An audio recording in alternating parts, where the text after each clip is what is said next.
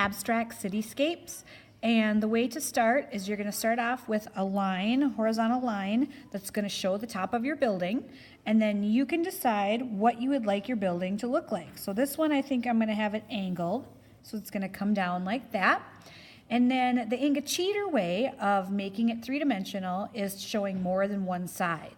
So if you make a diagonal line coming off the top like that, another one over to the side, and connect them. You want to make sure that these two lines are parallel, and then the line going down the side is going to be parallel with this one. The way to make it look like a building is to add in doors and windows. To make sure that the perspective is correct, make sure that you make your building windows go with the same shape of your building. So if they're going straight up and down, it's going to look kind of funny. So we're going to make them go sideways. See how there it looks a little crooked? So we're going to fix that. For the rough draft, you don't have to use a ruler, but for the final copy, I would definitely use a ruler to help you with your straight lines. Now with the sides of the building, the same thing applies. Everything is going to go with the top and the bottom line so that these are going to angle the other direction so that it looks three-dimensional. If I want to do a building that has a different shape to it rather than straight, I could make my line and then I could do maybe a zigzag building. And then the same thing, so I'd show the top, and then I'd go down the side, and then if you connect where each spot bends out, it will look like a three-dimensional building. Okay, and then same thing for windows and doors on this one. They'll go with the sides and the lines. If you want to add anything else that's three-dimensional, you can add in balconies.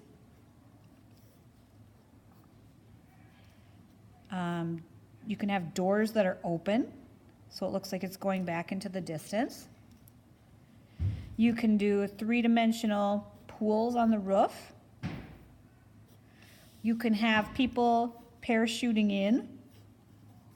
Now remember, no naked stick figures, so put clothing on these poor people. And make sure you add in all the basic stuff like hands, feet, eyes, nose, mouth, hair, okay?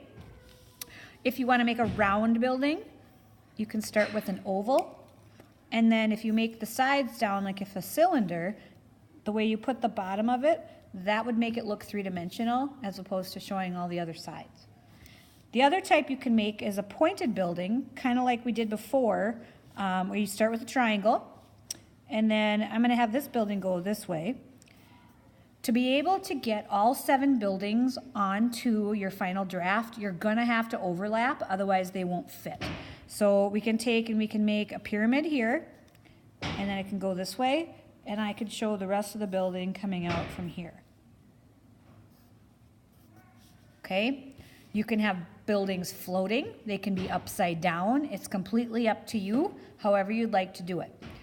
Now, the 7 extras have to be different things. You cannot create 7 clouds and expect that to be your 7 extras.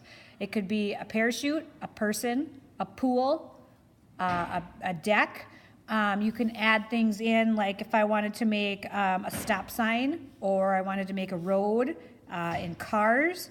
You can do all kinds of different things. You can add things in the background, so like maybe I want it to be mountains, so I can have mountains in the background. You can add a sun as long as it's not in the corner. And then you can do other things with it, adding flags, all kinds of different really neat things. Okay? So remember, it needs to have 7 buildings and 7 extras.